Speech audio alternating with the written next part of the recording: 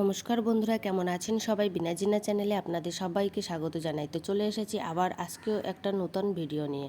তো আজকের ভিডিওটা একটু অন্য রকম। দেখুন, সকাল সকাল টাইমে তো জল চলে এসছে, আর এদিকে দেখুন কই মাছগুলো জাবানো। তো এর থেকে কয়েকটা কই মাছ আমি তুলে নেব, আজকে তুলে কেটে নেব।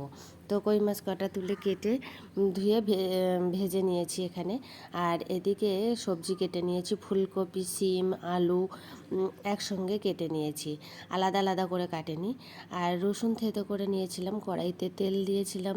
কড়াইতে তেল দিয়ে তার মধ্যে থেতো করা রসুন, পেঁয়াজ কুচিগুলো দিয়ে দিয়েছি, একটু ভেজে নিয়ে সবজিগুলো দিয়ে দিয়েছি। সবজিগুলো দিয়ে একটু নেড়ে চেড়ে নিয়ে ভালো করে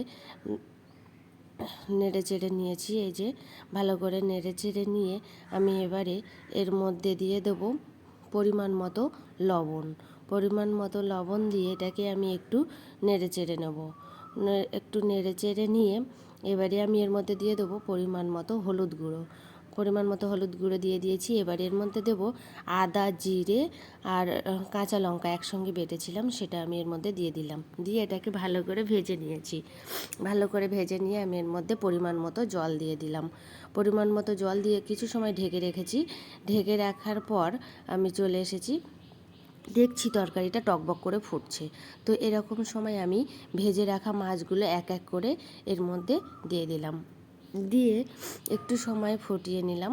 একটু সময় ফুটিয়ে নিয়ে তারপরে আমি এর মধ্যে দিয়ে দেব আমার একটা স্পেশাল গুঁড়ো মশলা আছে, সেই গুঁড়ো মশলাটা আমি এর মধ্যে দিয়ে দেবো। দেওয়া হয়ে গেছে, এবারে আমি তরকারিটা নামিয়ে নেব। তো আমার এই ছোট্ট ভিডিওটা কার কেমন লাগলো অবশ্যই কমেন্ট করে জানাবেন। আর আমার চ্যানেলে যদি আপনি নতুন হয়ে থাকেন অবশ্যই সাবস্ক্রাইব করে আমার পাশে থাকবেন, তবেই আমার ভালো লাগবে আরও নতুন নতুন ভিডিও বানাতে। তো আজকের মতো এখানেই, টাটা।